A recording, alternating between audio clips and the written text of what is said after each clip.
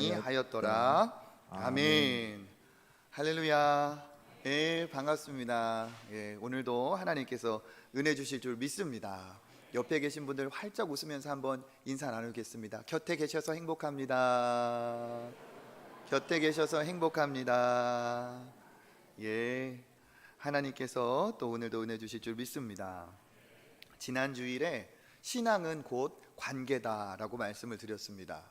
관계는 만남이 있어야 시작이 되는 거죠. 그렇기 때문에 신앙을 하나님과 우리와의 관계라고 말한다면 하나님과의 만남이 필수적입니다. 하나님의 만남 없이 관계가 이루어질 수가 없습니다. 그래서 신앙인들은 반드시 그 살아계신 하나님과의 만남이 있어야 된다, 그렇게 말씀을 드렸습니다. 이 관계라는 것은 일방적인 것이 아니고 이제 상호적인 거죠. 서로 맺어지는 것이 관계입니다. 그렇기 때문에 내가 그 사람을 안다고 해서 그것이 관계가 아니고 그 역시도 나를 알아야 이게 관계죠. 그러니까 신앙은 우리가 하나님을 아는 것이고 또 하나님이 우리를 알아주시는 겁니다. 그래야 이게 서로의 만남이고 이게 관계죠. 신앙이 좋다, 신앙이 깊다 하는 것은 하나님과의 관계가 좋다, 하나님과의 그 관계가 깊다라는 뜻입니다. 그 사람이 영적인 사람이다, 참 영안이 있다라는 뜻은 영이신 하나님과 친밀하다, 그 관계가 좋다라는 뜻입니다.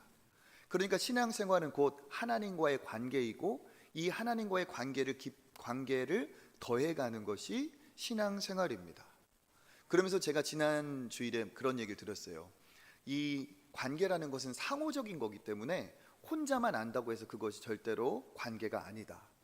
즉 관계가 아닌데도 자칫 관계라, 만남이 없는데도 만남이다 착각할 수가 있다고 말씀을 드렸어요.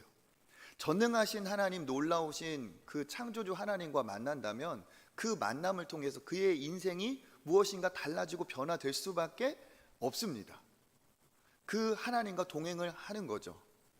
어떤 사람들은 하나님과 만남의 어떤 증거, 흔적도 없이 자기가 하나님과 만났다, 하나님과 관계가 있다라고 말하지만 그것은 자기의 생각일 뿐입니다.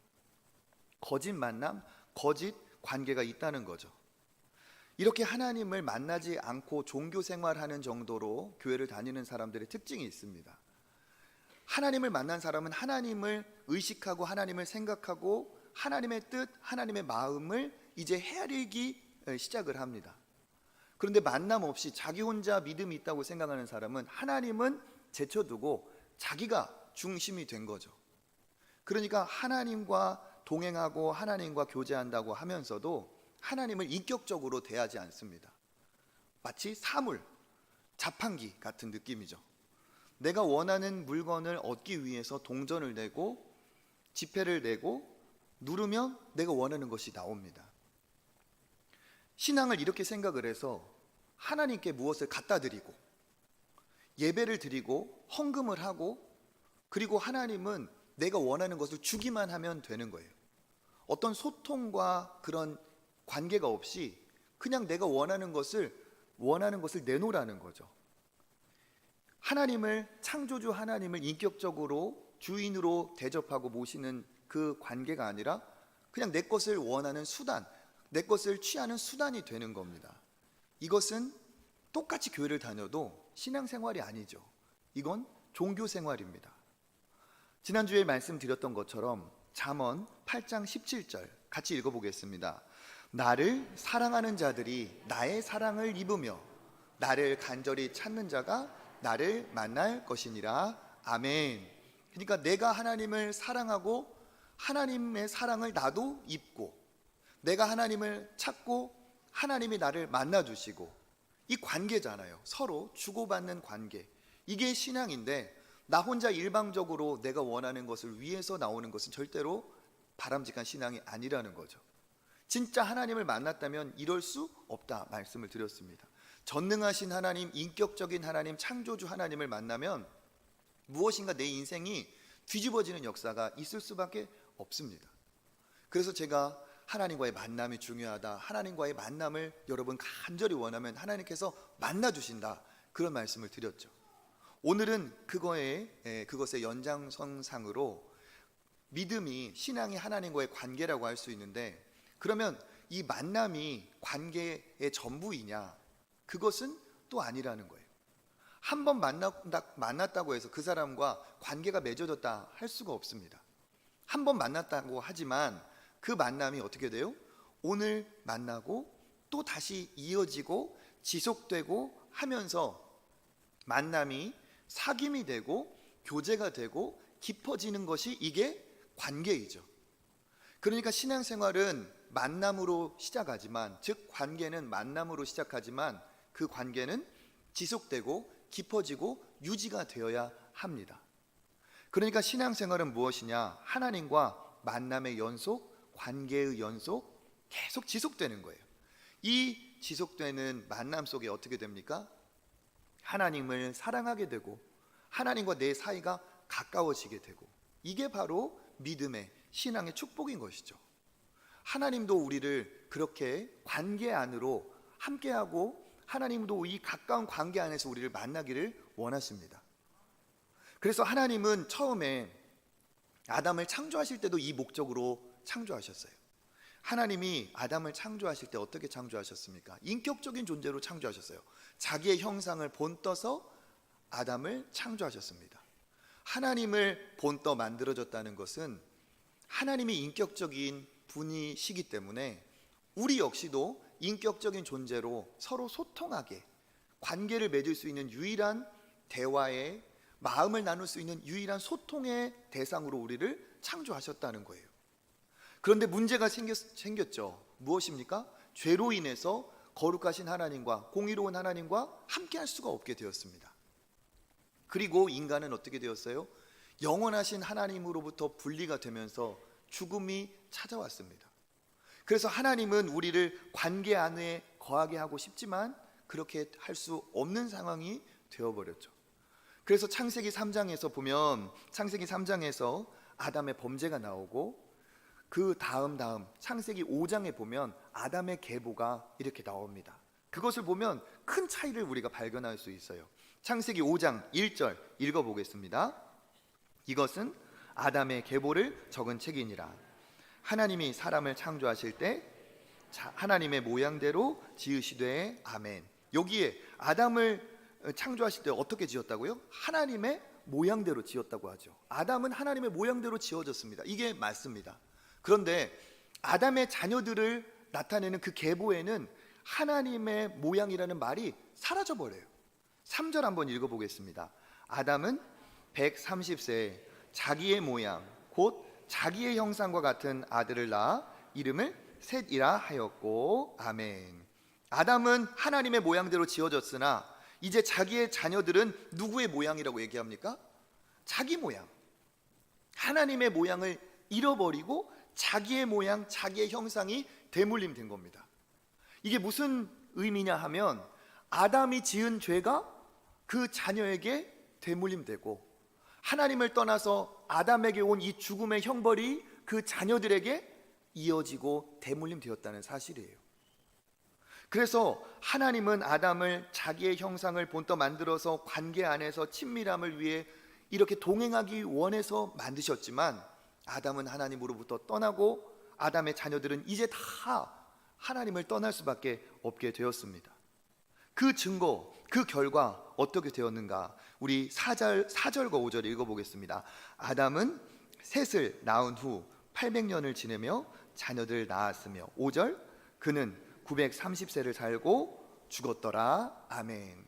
930세를 살고 어떻게 되었다고요? 죽었더라.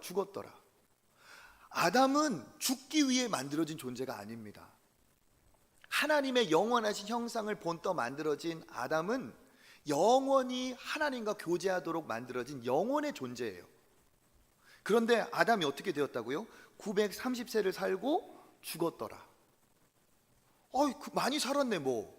이게 핵심이 아닙니다. 어떻게 사람이 900년을 넘게 살아? 그게 핵심이 아니에요. 아담은 900년 정도가 아니라 영원히 하나님과 함께하도록 지어진 영원의 존재인데, 하나님으로부터 멀어지면서 그에게 죽음이 찾아왔다는 것이 핵심입니다. 그리고 이 당시에는 노아의 홍수의 이전으로 지구상이 대격변하기 전이었기 때문에 하나님을 떠난 인간이 지금의 수명과는 다르다고 하고 있어요. 900년을 살건 800년을 살고 중요한 게 아니라 인간은 태어나면 죽을 수밖에 없는 이 안타까운 죽음의 이 권세 아래 놓여진 것이 문제라는 거죠. 이 아담이 첫 번째 인간이 죽었다는 이 마침표로 끝나는데, 그럼 아담 이후에 자녀들은 어떻게 되었느냐? 똑같습니다. 그래서 아담의 족보를 보면 죽음의 장송곡이에요. 한번 볼까요? 5장 8절, 그는 920세를 살고 죽었더라. 11절, 그는 905세를 살고 죽었더라. 14절, 그는 910세를 살고 죽었더라. 17절, 그는 895세를 살고 죽었더라. 20절, 그는 962세를 살고 죽었더라. 아멘. 아담은 영원을 위해 존재하게 하나님께서 창조하셨는데, 하나님으로 분리되면서 죽음이 찾아왔고, 아담의 후손 모두는 다 어떻게 돼? 죽을 수밖에 없는 죽음의 대상이 되었어요. 그래서 그들은 태어났지만 결국 뭘로 마칩니까? 죽었더라, 죽었더라, 죽었더라, 죽었더라. 족보가 아니고 이거는 장송곡이 되어버렸어요. 아담 이후에 모든 사람은 죽습니다. 하나님을 떠난 인간은 다 죽습니다. 이 죽음을 벗어날 길이 없어요. 아담의 범죄 이후로 죽음이 인간에게 자리 잡았고, 이 죽음의 권세를 이긴 사람이 없고 이길 능력이 없습니다. 이게 우리에게 절망이죠. 그런데 중요한 것이 있습니다. 오늘 이 우리가 읽은 그 아브라함의 계보를 이렇게 쭉 보다 보면 눈을 번쩍 뜨게 하는 인물이 있어요. 누구냐? 바로 오늘 우리가 읽은 에녹입니다. 왜 에녹을 보면서 우리가 눈이 번쩍 띄어지는가? 에녹은 죽음을 보지 않고 하나님께서 그를 죽음에서 생명으로 옮기셨기 때문에 그래요. 오늘 우리가 읽은 창세기 5장 21절부터 24절까지 한번 같이 읽어보겠습니다. 에녹은 65세에 무드셀라를 낳았고, 무드셀라를 낳은 후 300년을 하나님과 동행하며 자녀들을 낳았으며, 그는 365세를 살았더라. 에녹이 하나님과 동행하더니 하나님이 그를 데려가심으로 세상에 있지 아니하였더라. 아멘. 에녹이 하나님과 동행하였으므로 어떻게 했다고요? 하나님이 그를 데려가셨다. 다른 사람들은 죽었더라 다 이렇게 끝났거든요. 그런데 어떻습니까? 에녹은 하나님이 데려가셨더라, 다른 종말을 지금 맞이하고 있습니다. 이게 뭡니까? 하나님께서 에녹을 죽음을 보지 않고 하나님이 그를 데려가셨어요. 하나님이 죽음에서 생명으로 옮겨 주셨어요. 자기의 노력으로 한 것이 아니라 하나님이 에녹을 그렇게 축복해 주셨습니다. 그러니까 이게 놀라운 거죠. 그 앞에 다 죽었다. 그 뒤도 마찬가지입니다. 다 죽음으로 마치고 있어요. 그런데 이 에녹이라는 이 한 사람만 하나님께서 옮겨주신 겁니다. 어떻게? 핀셋 같은 거 있잖아요. 그걸로 쪽집게로 딱 집어가지고 그 한 사람만 딱 하나님이 집어 들으신 것처럼 에녹 한 사람에게만 이러한 은혜를 베풀어 주셨습니다. 그러니까 이 에녹이 받은 축복이 대단한 거죠. 무엇일까? 왜 하나님은 에녹에게 이런 복을 주셨을까? 이게 오늘 우리가 함께 나누고자 하는 말씀의 핵심이에요. 오늘 말씀을 다시 한번 성경을 보세요. 에녹에게 무슨 특별함이 있길래 하나님께서 그를 죽음도 보지 못하게 데려가셨나? 한번 보세요. 두 글자입니다. 에녹이 죽음을 보지 않고 하나님이 데려가신 이유, 에녹이 하나님과 그렇죠, 동행. 22절에도 나와 있습니다. 하나님과 동행하며, 그리고 24절에도 하나님과 동행하더니 하나님께서 그를 데려가신 거예요. 여러분, 하나님이 그 에녹을 어디로 데려가셨을까요? 하나님의 나라 천국으로 데려가셨습니다. 여러분, 성경은 처음부터 천국을 얘기하고 있습니다. 천국이라는 그 공간이 그냥 상상에 우리가 지어낸 그러한 미지의 공간이 아니라는 거예요. 천국, 하나님의 나라는 실제로 공간으로 존재하는 하나님이 거하고 계신 곳입니다. 하나님이 이 에녹과 동행하시다가 에녹을 너무 기뻐하신 나머지 에녹과 하는 그 동행이 너무 기쁘신 나머지 에녹에게 혜택을 베풀어 주셨어요. 너는 죽음을 보지 않아도 나와 동행하니 내가 죽음에서 옮겨주겠다. 어디로? 하나님의 나라 천국으로 가셨어요. 예수님도 부활하신 다음에 육신으로 부활하셔서 제자들이 보는 중에 하늘로 가셨습니다. 예수님도 하늘로 가셨어요. 하나님의 나라 천국으로 가셨습니다. 천국은 상상 속에만 존재하는 것이 아니라 우리가 갈 곳이고 가야만 하는 진정한 우리의 고향인 줄 믿습니다. 하나님께서 에녹에게 이런 혜택을 베풀어 주셨어요. 그러면 왜 그러는가? 동행했다는 거예요. 동행. 이 동행했다는 것을 잘 한번 생각해 보세요. 동행 쉽게 말하면 같이 간다, 같이 한다. 여러분, 어떤 사람과 같이 가세요?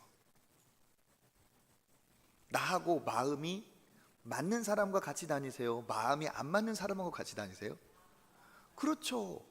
내 마음하고 마음이 딱 맞는 사람, 마음이 통하는 사람하고 같이 다니세요? 마음이 안 통하는 사람하고 같이 다니세요? 마음이 통하는 사람. 그러니까 이 에녹이라는 사람이 하나님과 동행했다는 것은 그냥 같이 다녔다 이러한 의미만이 있는 것이 아니라 에녹은 하나님의 마음하고 잘 맞았던 거예요.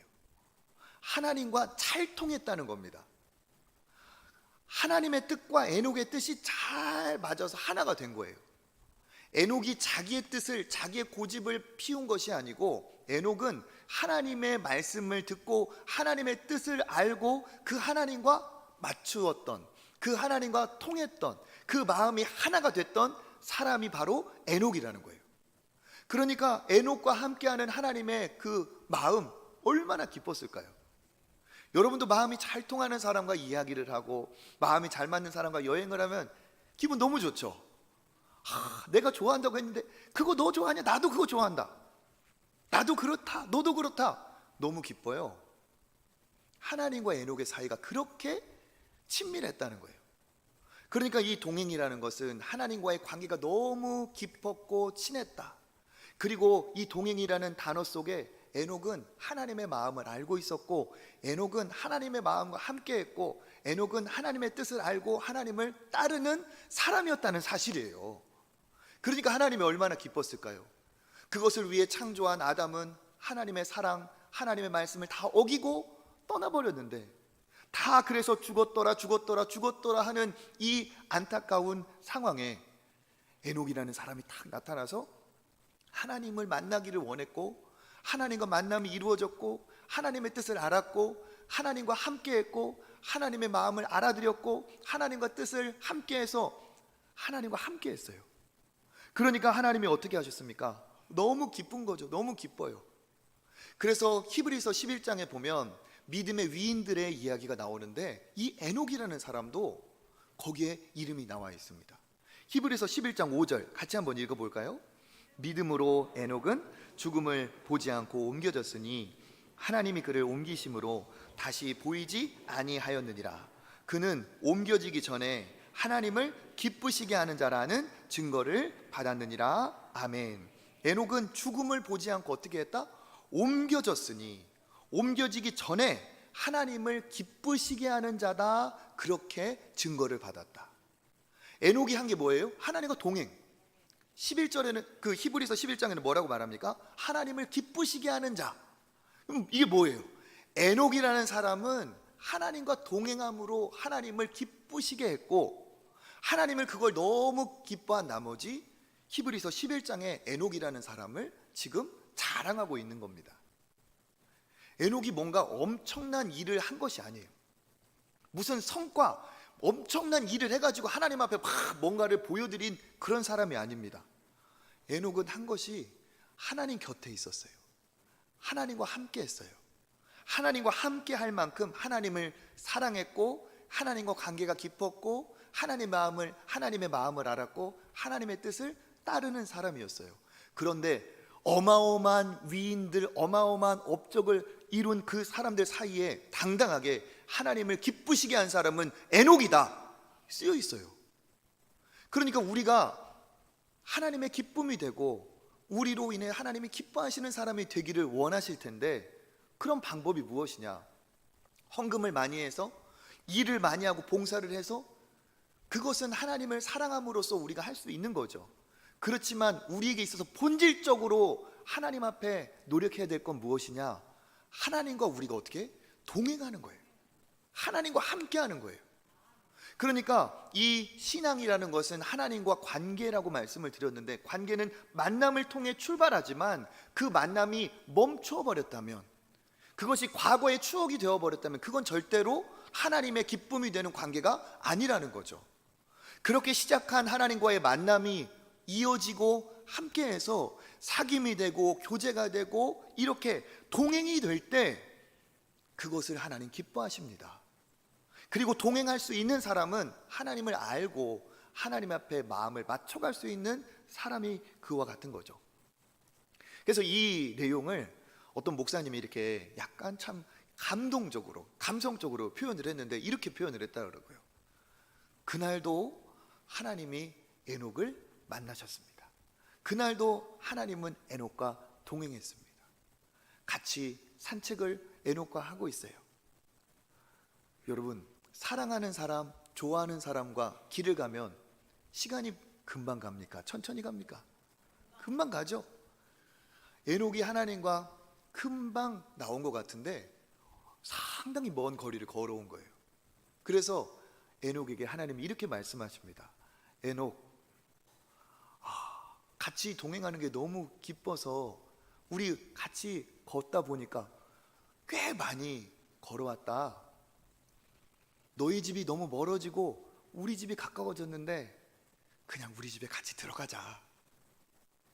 하나님이 그렇게 에녹을 하나님의 나라로 불러가지 않으셨을까? 그 얘기를 하는데 너무 맞는 것 같아요. 그렇게 에녹은 하나님과 친밀한 사이였어요. 사랑하는 관계, 너무 서로에게 아름다운 존재가 된, 연애하는 우리 남녀들 보세요. 함께 그냥 그 더운 여름에 딱 붙어 있어. 그렇죠? 그렇게 행복하고 즐겁고 손에 땀때기도 안 나는지 막 맨날 손잡고 다니고, 집에 데려다 줄 때도 막 아무리 멀어도 막 데려다 줘요. 그러면서 딱 들어갈 때는 그 아쉬움에, 그렇죠? 헤어질 때 어떻게 해요? 잘 가, 들어가, 빨리 가, 먼저 가, 네가 먼저 가야지, 내가 먼저 가.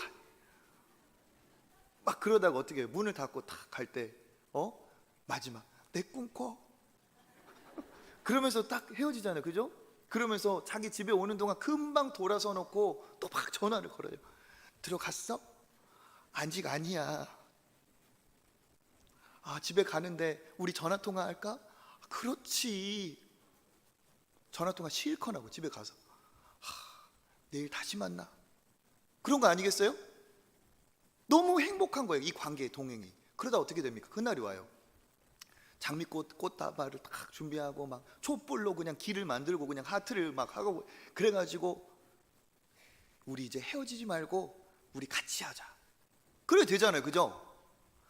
에녹과 하나님의 사이가 이렇게 좋았던 거예요. 그것이 하나님 너무 기쁘셨어요. 그러니까 하나님이 우리에게 바라시는 게 큰 게 아니고 뭔가 대단한 어떤 업적을 바라시는 게 아니라는 사실이에요. 모든 것을 할 수 있고 모든 것을 가지신 하나님이 우리에게 바라는 건 뭐냐? 나와 함께하자, 나랑 같이 있자. 이게 하나님이 우리에게 원하시는 거라는 거죠.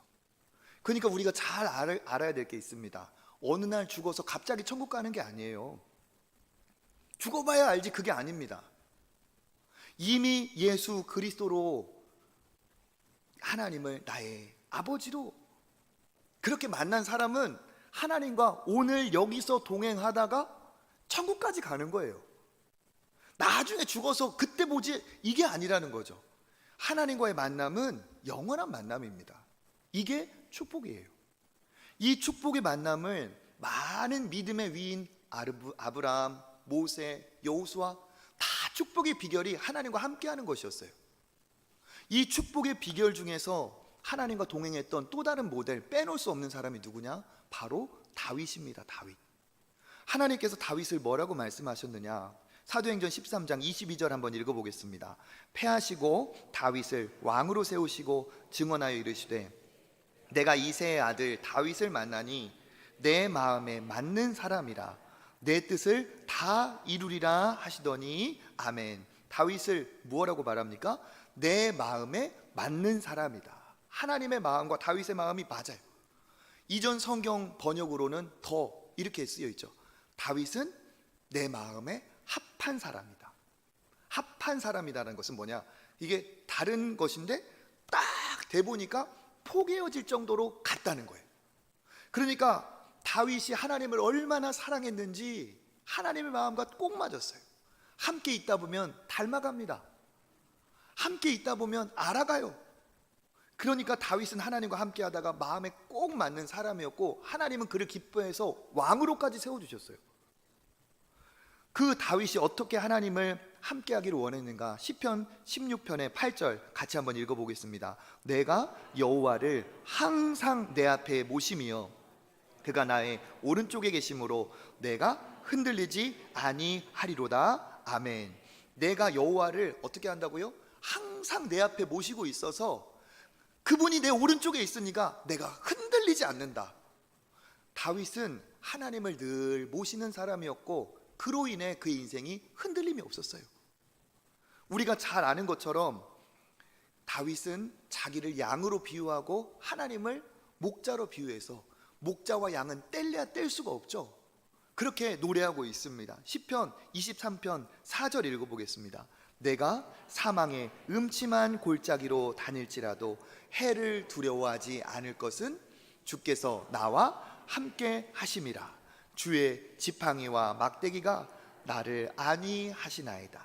6절 내 평생의 선하심과 인자하심이 반드시 나를 따르리니 내가 여호와의 집에 영원히 살리로다. 아멘. 주께서 나와 함께 하심이라. 내가 여호와의 집에 영원히 살리로다. 이게 다윗의 소망이었어요. 그러니까 다윗이 이 소망을 갖고 있으니까 에녹과 똑같죠. 하나님이 얼마나 기뻐하셨을까요? 늘 내 곁에 있기를 바라고 늘 함께 하기를 바라는 그 다윗.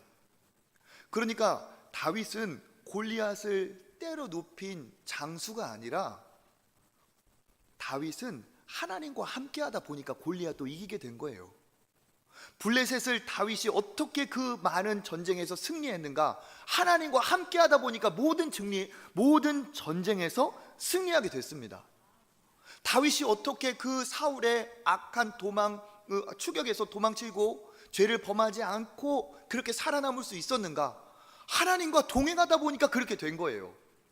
그가 어떻게 그 대단한 위대한 왕이 됐습니까? 하나님과 동행하다 보니까 왕도 되고 하나님과 동행하다 보니까 그 대제국의 엄청난 권력의 자리까지 오르게 된 거죠. 자기가 왕이 되려고 노력했던 사람이 아니라 다윗은 하나님의 양이 되기를 원했던 그런 어린 목자와 같은 사람이었어요. 그런데 하나님은 어떻게 하셨습니까? 그걸 기뻐하셔서 동행하게 하시고 동행의 결과로 동행의 축복으로 이기게 하시고 견디게 하시고 승리하게 하셔서 결국에는 왕의 자리까지 세워주셨습니다. 이게 동행의 축복이라는 거예요. 그러니까 우리 역시도 하나님 앞에 신앙의 목적을 무엇으로 두어야 되는가? 복을 받기 원하고 내가 원하는 것을 얻어내기 원하고 이게 신앙의 목적이 아니라는 거예요. 이거는 하나님과 동행하다 보면 우리가 누리는 축복입니다. 중심은 무엇이냐? 하나님과 동행하는 거예요. 우리 아들, 딸이 아빠와 동행하다 보면 먹을 것도 해결이 되고 잘 것도 해결이 되고 앞으로의 진로, 학비 뭐 다 해결이 돼요. 그렇죠? 아버지와 동행하다 보면 이것은 다 자연스럽게 해결이 된다는 거예요. 그러니까 신앙생활의 목적은 뭐냐? 내가 무언가를 얻고 내가 그것을 취하고 그게 아니라 하나님과 동행하고자 하면 하나님과 동행하는 중에 하나님께서 놀라운 복을 우리에게 주실 줄 믿습니다. 그래서 우리에게 모델이 누가 되어야 되는가? 에녹, 하나님과 동행한 사람. 다윗, 하나님과 동행한 사람. 그리고 하나님과 동행한 최고의 모델 누구입니까? 예수 그리스도이시죠. 예수 그리스도의 예언을 이렇게 나타내고 있습니다. 마태복음 1장 23절 읽어보겠습니다. 보라, 처녀가 잉태하여 아들을 낳을 것이요 그의 이름은 임마누엘이라 하리라 하셨으니 이를 번역한즉 하나님이 우리와 함께 계시다 함이라. 아멘. 예수님의 또 다른 이름이 임마누엘인데요, 이 임마누엘의 이름의 뜻이 뭐라고요? 하나님이 우리와 함께 계시다. 그러니까 하나님은 우리와 죄로 인해서 건너갈 수 없는 이 엄청난 죄와 사망이 있는데, 예수님의 이름 임마누엘, 하나님이 우리와 함께 계시다, 하나님이 우리와 함께 하게 그렇게 만드시려고 예수님을 우리에게 보내주셨어요. 그래서 하나님과 함께 하신 예수님이 우리와 함께 하셔서 우리가 당해야 될, 우리가 치러야 될 모든 죄의 대가를 십자가에서 의로운 분이 다 짊어지고 모든 죄의 대가를 십자가에서 다 해결하심으로 예수님이 하나님이 우리와 함께 하시다, 임마누엘의 축복을 우리에게 주셨습니다. 예수님이 우리에게 하나님을 만날 수 있는 길이 되고 진리가 되고 생명이 되어서 예수님을 붙드는 사람은 하나님과 함께 할 수 있는 놀라운 축복을 주셨습니다. 그래서 예수님의 이름이 뭐예요? 임마누엘, 하나님이 우리와 함께 하시다. 십자가로 우리가 하나님을 만날 수 있는 길, 진리, 생명을 만들어 주셨습니다. 그러니까 예수님을 붙드는 사람은 어떻게 돼요? 에녹과 같이, 다윗과 같이 하나님과 동행할 수 있는 복의 사람이 되는 것이죠. 예수님은 하나님과 일시도 떨어져 본 적이 없어요. 그래서 마가복음 1장 34절 한번 읽어보겠습니다. 예수께서 각종 병이 든 많은 사람을 고치며 많은 귀신을 내쫓으시되 귀신이 자기를 알므로 그 말하는 것을 허락하지 아니하시니라. 35절 새벽 아직도 밝기 전에 예수께서 일어나 나아가 한적한 곳으로 가사 거기서 기도하시더니. 아멘. 개인적으로 저는 이 예수님의 이 대목이 정말 저한테는 감동을 줍니다. 보세요, 많은 사람을 고치며 많은 귀신을 내쫓으시되 그가 얼마나 하나님의 사명을 최선을 다하여 열정적으로 감당을 하십니까? 얼마나 피곤하셨을까요? 얼마나 쉬고 싶으셨을까요? 그런데 그 다음 절 35절에 보니까 그러한 날을 보내시고도 새벽 아직 밝기도 전에 예수께서 다 잠들어 있는 그 시간 먼저 일어나서 나가서 한적한 곳으로 가셔서 거기서 기도하십니다. 누구를 만나신 거예요? 하나님을 만나신 거죠. 하나님과 동행한 거죠. 이렇게 하나님과 동행하시기를 기뻐하셨던 예수님을 하나님도 너무 기뻐하셨어요. 예수님은 십자가에서조차 하나님과 함께 하셨던 분입니다. 그러니까 예수님은 우리의 모델이 되는 하나님과의 완전한 교제, 완전한 만남, 완전한 동행의 모델이신 거죠. 에녹이 그런 것처럼, 다윗이 그런 것처럼, 예수님이 그러셨던 것처럼 우리의 믿음은 어떤 것이어야 되느냐? 하나님과 관계가 있어야 돼요. 어떤 관계? 뗄래야 뗄 수 없는 사랑의 관계, 친밀함이 있는 관계, 동행하는 관계. 이것이 될 때 우리에게 큰 복이 있을 줄 믿습니다. 동행하다 보면 하나님이 기쁨을 주세요. 동행하다 보면 고난도 이기게 하세요. 동행하다 보면 내가 할 수 없는 것도 할 수 있는 능력을 베풀어 주세요. 동행하다 보면 삶의 의미도 가르쳐 주세요. 동행하다 보면 무엇을 위해 살아야 되는지 삶의 목적도 가르쳐 주세요. 그냥 우리가 잘 먹고 잘 살다가 노후 대책 정도로 하다가 이 세상을 떠나야 될 그러한 유한한 존재가 아니라는 것을 하나님이 가르쳐 주세요. 영혼의 생명이 있는 자로 너는 에녹과 같이 내가 생명으로 천국으로 옮길 자다 가르쳐 주시고 무엇을 위해 살아야 될지 말씀하시는 거죠. 그러니까 이것을 아는 사람은 하나님과 동행하려고 노력을 합니다. 진정한 신앙은 하나님과 동행하고 함께하는 것입니다. 하나님을 만나지 못한 사람, 하나님을 모르는 사람은 이런 얘기를 해요. 뭐 그렇게 유난스럽게 믿나? 그냥 죽어서 천국만 가면 되지. 그냥 교회만 다니면 되지. 뭘 그렇게 유별나게 다니냐? 적당히 해라. 적당히. 빠지지 말아라. 내가 그렇게 빠지지 말라고 했더니 점점 빠져가네. 적당히 하라고 해요. 그런데 여러분 보세요. 하나님이 우리를 적당히 사랑하셨습니까? 하나님은 우리에게 100% 온전히 모든 것을 주셔서 우리를 사랑해 주셨어요. 그러니까 하나님과 동행하는 것이 축복인 것을 아는 신앙인들은 적당히 살 수가, 적당히 믿을 수가 없습니다. 그건 하나님 모르는 사람의 삶의 모습이에요. 하나님을 아는 사람, 하나님이 진짜 살아계심을 아는 사람, 하나님이 나의 유일한 구원자가 되시는 전능자 창조주이심을 아는 사람은 그와 함께 할 수밖에 없습니다. 우리 학교에서도 그렇고 직장에서도 그렇고 사회에서도 그러지 않아요? 뭔가 능력이 있고 정말 훌륭한 사람, 뛰어난 사람, 그런 사람은 같이 있고 싶어요. 친해지고 싶습니다. 그래서 제가 드리는 말씀이 뭐냐, 하나님이 있다는 건 아는데도 불구하고 믿음 생활을 등한히 하는 분이 있어요. 이게 앞뒤가 안 맞는 얘기입니다. 사실은 하나님이 그렇게 대단한 분이라면 그분을 만나셔야 되고 그분하고 친하게 지내셔야지. 모르는 거예요. 하나님을 안다면 하나님과 함께 해야 됩니다. 왜 부담스러워할까? 왜 적당히 믿으라고 할까? 왜 일주일에 한 번 가면 그것이 전부라고 말을 할까? 왜 그럴까요? 그 마음 안에는 하나님보다 더 좋아하는 게 있기 때문에 그렇습니다. 하나님이 그 마음의 1등이 아니고 2등, 3등이기 때문에 그래요. 자기 마음에 하나님을 두 번째로 만드는 무엇인가 첫 번째 대상이 있기 때문에 하나님을 1등으로 모시지 못하는 거예요. 그런데 성경은 뭐라고 말합니까? 하나님을 1등, 첫 번째 자리에 두지 못하는 어떠한 사람도, 어떠한 대상도, 어떠한 활동도, 어떠한 취미도 다 그것은 하나님을 2순위로 내몬다면 그것은 너의 우상이라고 말합니다. 우상. 하나님보다 더 사랑하는 것이 우상. 꼭 불상이 있고 어떤 석상이 있고 부적을 붙여서만이 우상 숭배가 아니라 하나님보다 더 사랑하는 것이 있으면 우상 숭배예요. 그래서 십계명에 뭐라고 말씀하십니까? 십계명에 출애굽기 20장 3절, 나 외에 다른 신을 내게 두지 말아라. 4절, 너를 위해서 새긴 우상을 만들지 말고 또 위로 하늘에 있는 것이나 아래로 땅에 있는 것이나 땅 아래 물속에 있는 것 어떤 형상도 만들지 말아라. 왜 그렇습니까? 하나님과 우리의 관계가 이렇게 쉬운 관계가 아니라는 거예요. 이 관계는 가장 비슷한 관계가 부부관계입니다. 부부관계. 아내와 남편 사이에 어떤 것도 껴있어서는 안 돼요.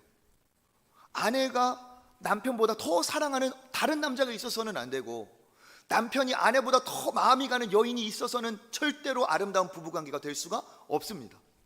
아내와 남편 사이에는 아무 장애물이 없어야 돼요.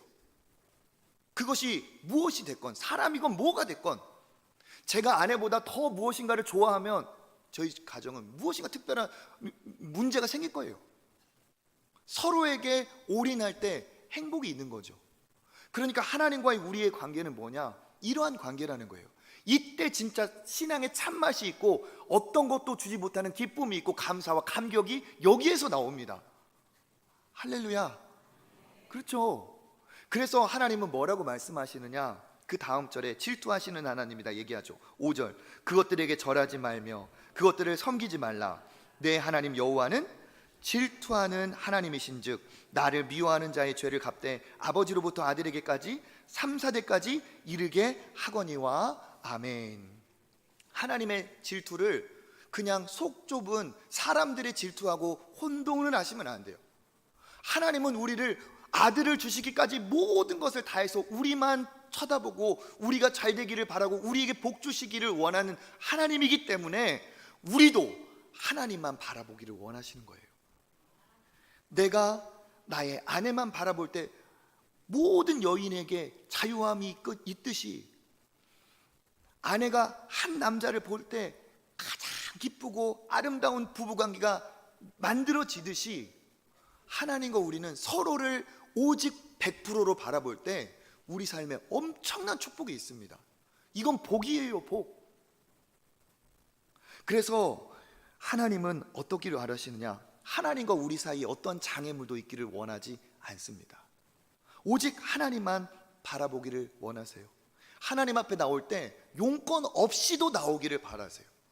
내가 원하는 것이 있어서 하나님 앞에 나오는 것도 안 나오는 것보단 좋지만, 진짜 용건이 없어도 다윗처럼, 에녹처럼, 그리고 예수님처럼 저는 하나님이 좋아서, 저는 하나님과 함께하는 그 시간이 너무 행복해서 저는 하나님을 만나고 싶습니다. 하나님과 함께합니다. 이게 진짜 신앙이죠. 그런데 하나님은 어떻게 이 사람을 보시느냐? 이 동행하는 사람을 너무 기뻐하셔서 에녹에게 주시고 다윗에게 주시고 예수님을 통해 이루신 것처럼 엄청난 복을 그때 주시는 거예요. 그러니까 신앙생활은 뭡니까? 하나님과의 관계에서 축복이 오는 거예요. 신앙의 축복은 하나님과의 관계에서 옵니다. 하나님께 붙어 있으면 복이 되는 거예요. 그래서 우리가 오늘 찬양으로도 했어요. 시냇가에 심은 나무, 시편 1편 3절 읽어보겠습니다. 그는 시냇가에 심은 나무가 철을 따라 열매를 맺으며 그 잎사귀가 마르지 아니함 같으니 그가 하는 일이, 그렇죠, 모든 일이 다 형통하리로다. 이 나무가 형통하기 위해서 노력을 하고 애쓰고 아무것도 없어요. 이 나무는 뭐 한 겁니까? 그 시냇가에 뿌리를 내리고 거기 그냥 붙어 있을 뿐이었습니다. 그런데 붙어만 있었더니 잎사귀가 마르지 않고 하는 모든 일이 다 형통해졌어요. 그러니까 하나님 앞에 우리가 형통한 복을 받으려면 하나님 복 주십시오, 하나님 응답해 주십시오, 하나님 도와주십시오, 이게 아니라 하나님께 붙어 있는 겁니다.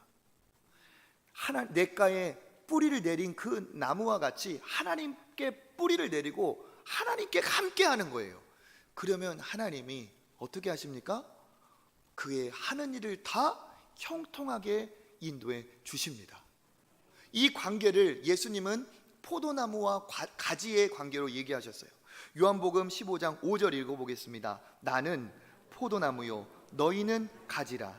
그가 내 안에 내가 그 안에 거하면 사람이 열매를 많이 맺나니 나를 떠나서는 너희가 아무것도 할 수 없음이라. 6절 사람이 내 안에 거하지 아니하면 가지처럼 밖에 버려져 마르나니 사람들이 그것을 모아다가 불에 던져 사르느니라. 아멘. 예수님이 포도나무라고 했어요. 우리는 가지. 이 가지가 포도나무에 붙어 있으면 사람이 열매를 많이 맺는다고 했습니다.